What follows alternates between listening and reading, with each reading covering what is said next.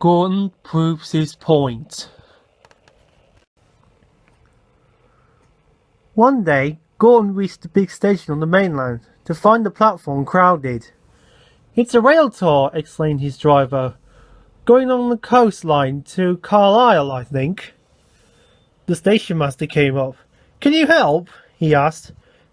"These rail tour people are stuck because their train has failed. Could Gordon take them on his train, please?" Gordon's driver laughed. "You'll have to hold them back, hey, Gordon?" he said.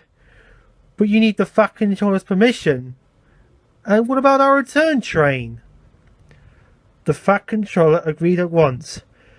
Then the station master ran the shed. "What can you substitute for Gordon's Express?" he asked. "There's an high-speed train that came yesterday," they suggested. "It's only got one power car working, but it should keep the Fat Controller's timing." Philippa, she prefers Pip for short, and Emma were delighted to stand in for Gordon. Pip's cooling system was faulty, which made her hot and bothered, but Emma didn't mind doing all the work. They felt honoured to visit the Fat Controller's railway. James, following a little later with a stopping train, was surprised when the signalman at the station beyond the works came up. "That high-speed diesel has failed," he said. "Go gently till you reached it, push it to the next loop, and then go round in front to pull it home."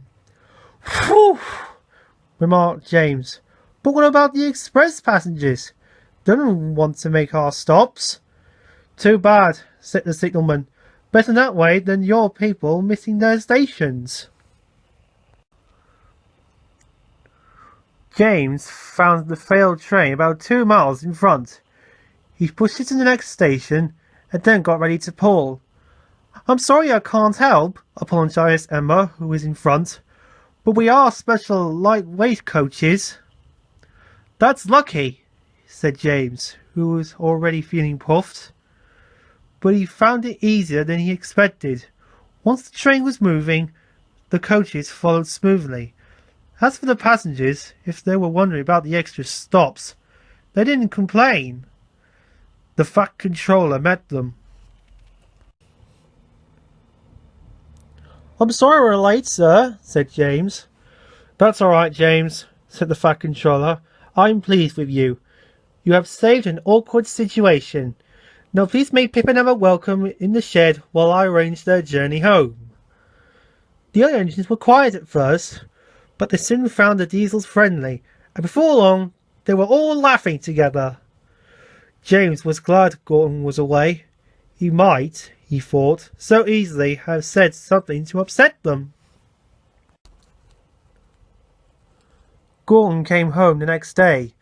The Fat Controller forgave him for his smokescreen and said that he was sorry for thinking his spoiled top hat had been Gordon's fault. It had, he explained, been a sewer emptiness, an ashtray from a carriage window. "Now, Gordon," he continued, "while you're away in Carlisle, we borrowed a high-speed train. This has failed, and I want you to take our passengers home."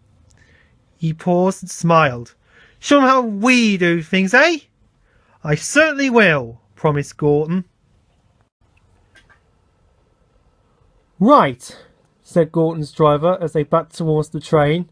"Today, Gordon, my lad, you can have the run of your life." He did too. Douglas was waiting to pull Pip and Emma home when Gordon passed. "Poop, poop, poop," whistled Gordon proudly, and with a swish and a roar he was gone. Pip and Emma watched enviously. Douglas chuckled. "Och," he said to himself, "young Gordon's a high-speed engine, but it's me who's pulling the high-speed train."